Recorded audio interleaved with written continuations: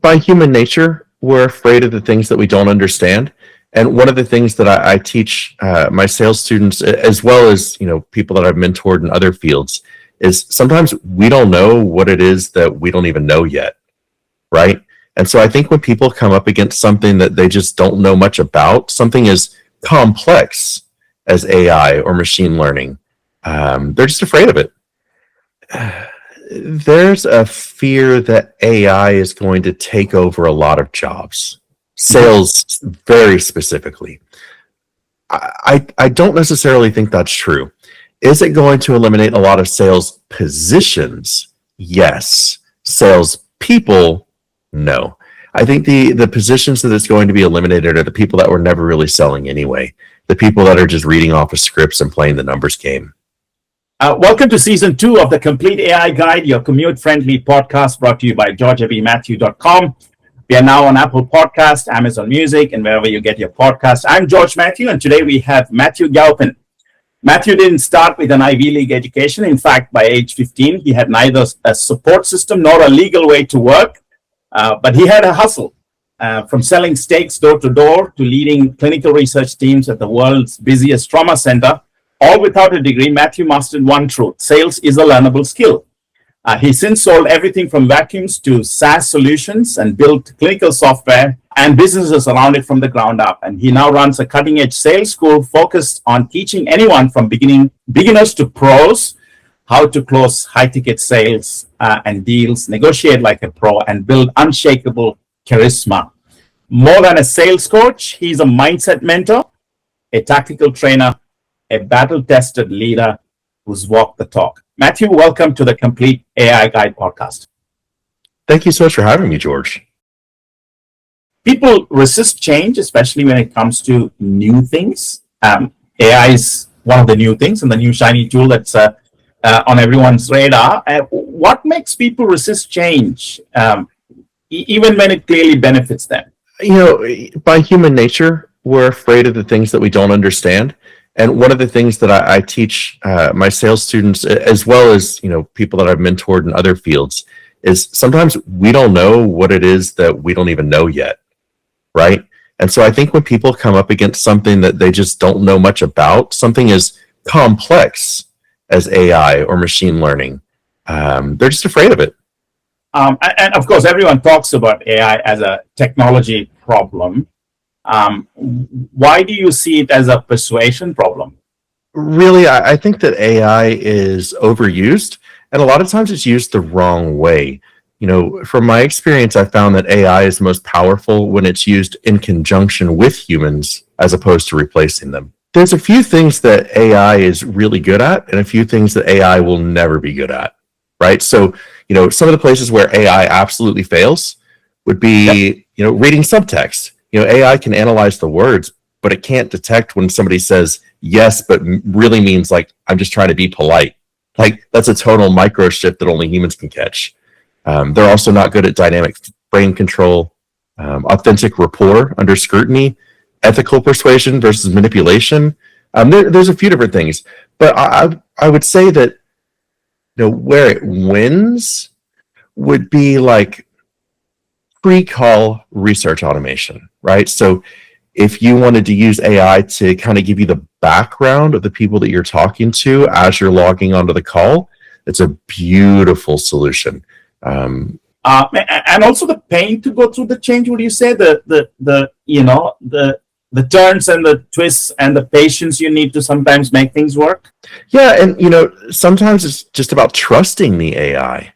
Like, you may not have a problem with using it, but you don't know if you can trust whether the answers or the things that it's generating are things that you can depend on or not.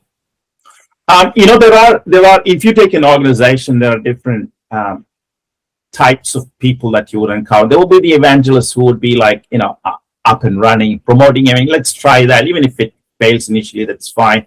People like myself who want to always give a second chance to technology or any new trend. And then there are natives who are comfortable having grown with the technology themselves. Then the data scientists, people who know how to code in Python, and the techies.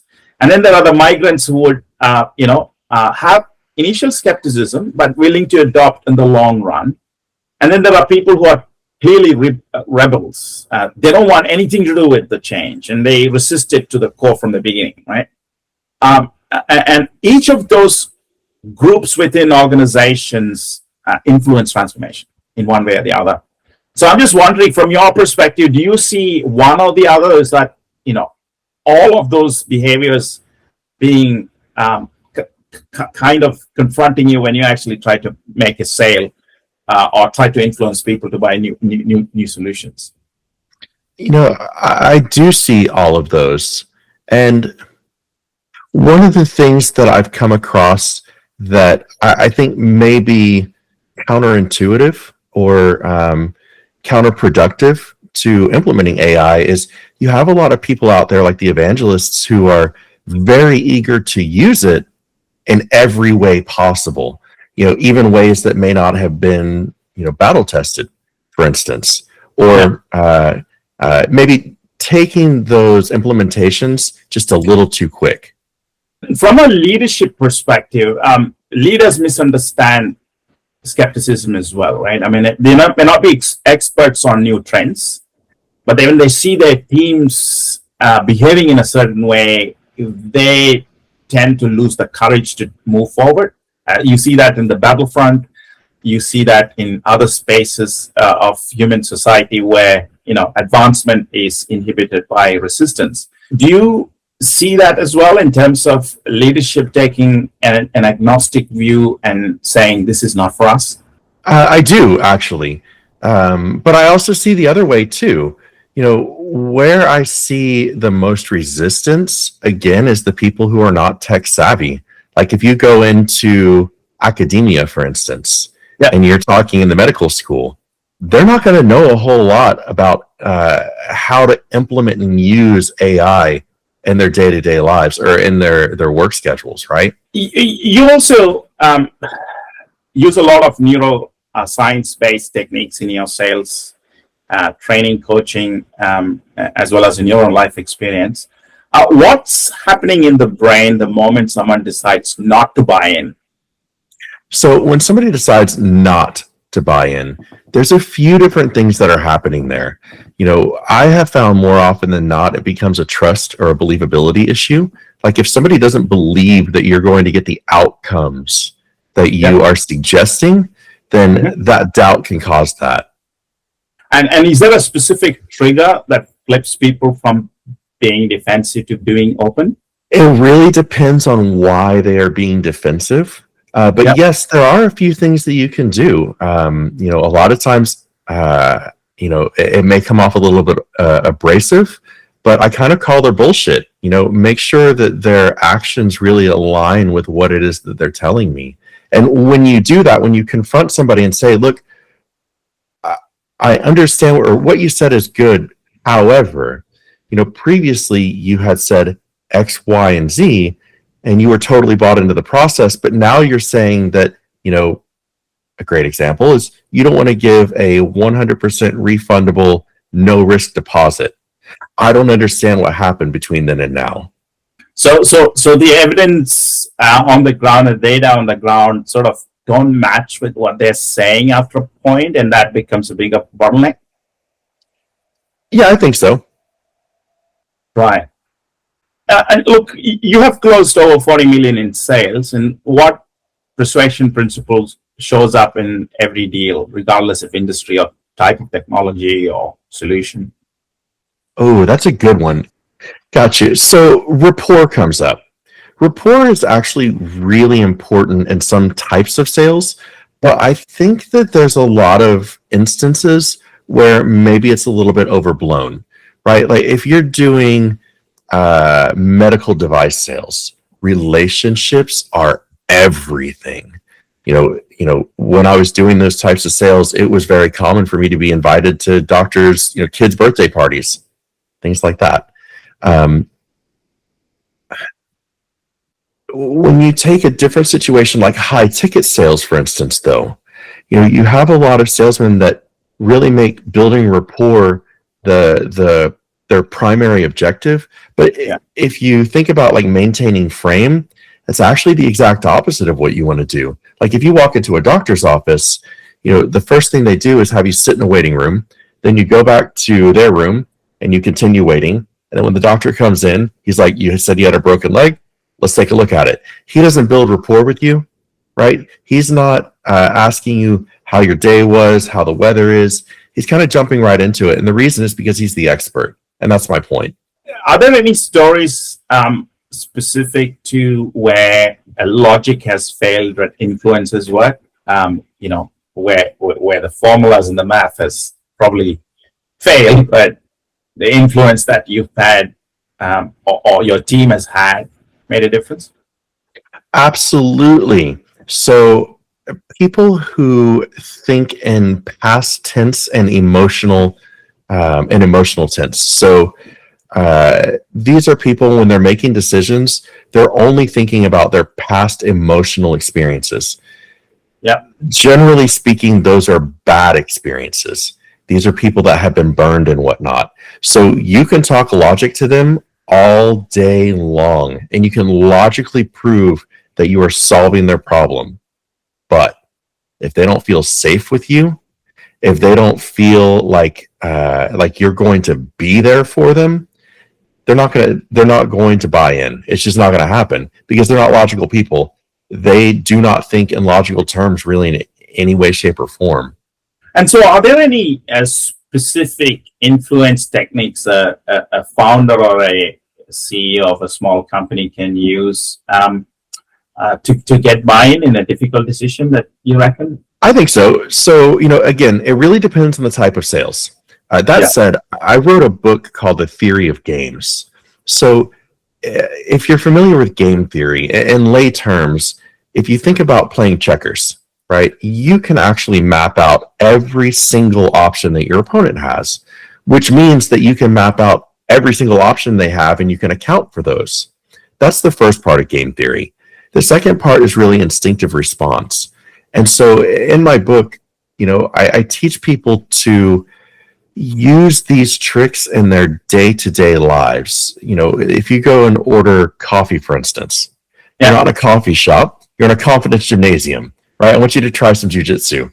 This drives my wife crazy to this day. Like if I go through a drive-through, I'm always trying to get something for free. Now I do really well for myself. I don't need anything free, right? So if they give me food, I give it to the homeless guy, or what I usually try to get is the toy out of the kids' meal, right? Yeah. It has nothing to do with me getting something free. It has everything to do with the sale. It has everything to do with me pushing social boundaries to find out what works and what doesn't. So I would argue that CEOs, founders, things like that can really use game theory, and they can use instinctive response to increase buy-in and influence in almost any kind of sale. Is there a line between that you cross between when you're persuading someone, where it crosses into manipulation? Oh, it absolutely can, and especially in NLP, natural language processing. But I just want to highlight that generally speaking, people are not going to buy something that they don't want to buy. And you can manipulate them all you want, right? But they generally won't buy. If you lie to them, though, a lot of times they will. And obviously that's very unethical. We don't do that. But I would argue that, that is one of those manipulations that definitely comes into play. Persuasion can lead to manipulation, and you need to know where to draw the line between those two. Correct. Now, if you use NLP correctly, the one thing that you have to understand is your subconscious mind doesn't know what is real and what is not, right? Yeah. So if you hear something, you may doubt it. If you say it, it's true. And that's why manifestation is so powerful, right? If you say something enough, eventually it becomes true. And so it's important that you get the client or potential client to state their problems, because a lot of times the way that they think doesn't align with the issues that they're actually having. I'm also reflecting on your own journey. You started selling door to door at 15. What did that teach you about people that most leaders miss?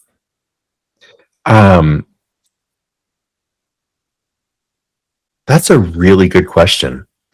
I don't know that, selling steaks really taught me anything that most leaders miss, but it taught me everything I needed to know about human nature, right? So, when I was 15, I had a horrible childhood. I'm not going to make this a sob story, okay? But my point is, I never had the support or the social structure to develop charisma. I was very introverted. I did not know how to start conversations, make friends, any of that stuff. So when I started doing that job for the first 2 weeks, I made $40. Entire 2 weeks, I made $40. Like, I was red hot. And when I went in to do the checkout that night, I was ready to throw my entire sales career into the trash can. But what happened is, when you're doing a 1095 or a 1099 job like that, there's no background check. So sometimes you get shady people or people that have their own, personal issues. And so I would see literal drug addicts. They would come in, and every single day they worked, they'd make like $700 to $1,400 cash. And then they would disappear for 2 or 3 days, do it again. And that's when it hit me. Like, if a crackhead could do this, I can do this. There's got to be an underlying system beneath that. And so that's what I started to really rebuild for the next 25 years. And I'm just thinking that there are lessons from those days that you use even today. There are. First, so if you are in a negative mood, you're going to have a negative day. It's really important that your mindset is correct. Before anything else, your mind must be right. Because if it's not, everything else really kind of hinges on that, right? The next one would be, never think smaller than world domination, right? Even if you're working in a local market, you need to think bigger than that, because you could have multinational corporations push you out of your business, right? But not only that, you could miss opportunities to scale. You can miss opportunities to adapt and grow. Yeah, absolutely. Especially for small and medium businesses like ours. You don't have the resources, you don't have the time, you don't have the people to support you. You don't have, infrastructure that others have. Absolutely. I think that's a well said comment, because we are competing against the world, and therefore you need to think about world domination. Absolutely, especially in today's age, as opposed to the 90s, where everyone's connected in real time. That's right. But the other benefit we have in our time is also that we've got tools and capabilities that we didn't have maybe 100 years ago. We've got now agents and AI tools to do our marketing and set up appointments and do a whole bunch of different things. So I'm just wondering, do you use these tools for your work? And I do. How do you use them? So again, I want to highlight that there's a lot of things that AI is not good at. However, pattern recognition can be one of those things. And so when I hit a rut, everyone hits them from time to time, right? I will take all of my sales calls and have them analyzed by AI and have it spit out and tell me like where it thought deals were dying off. And so a lot of times, as an example, one of the first times I did this, it found that when people said, "I'm not interested," that's when the deal died. And so that's when I had to just stop and say, look, I know how to handle this objection. I'm just not doing it, right? And that pulled me out of the rut. So AI can be really powerful in that sense. My point is, the thing that I would want them to take away from it is, don't be afraid of AI. Don't be afraid of it. If you use it regularly and you're able to validate the way that you are using it, you should use it to empower yourself in every way possible. Why wouldn't you? I'm just wondering, maybe as a final question, what does your day look like, or a week in the life of Matthew Galpin? What does it look like? A week in the life of me. Generally speaking, it's a lot of meetings. I take a lot of sales calls, and I do not drop any of my students into VDRs, virtual data rooms, or video libraries. Everything that I do is custom and one-on-one. So if I enroll a client, I'm actually meeting with them 1 to 2 times a week. So generally speaking, my calendar stays pretty packed. I have a very limited amount of people that I can actually take on. Right. And these are all face-to-face conversations, or they're online, or a mix of both? These are all, they're virtual, but they are face-to-face. They're definitely face-to-face. Thank you, Matthew, for your time today. What's the best way for our audience to reach out to you? The best way would be go to my website, which is profits-profit.com, or you can find me on Instagram at profitsprofit. Thank you, Matthew, for your time today. Thank you so much. That's all we have time for on the Complete AI Guide podcast. Thank you for joining us today, and we hope you can join us for our next episode. And until then, don't forget to like, follow, share, and subscribe. Goodbye for now.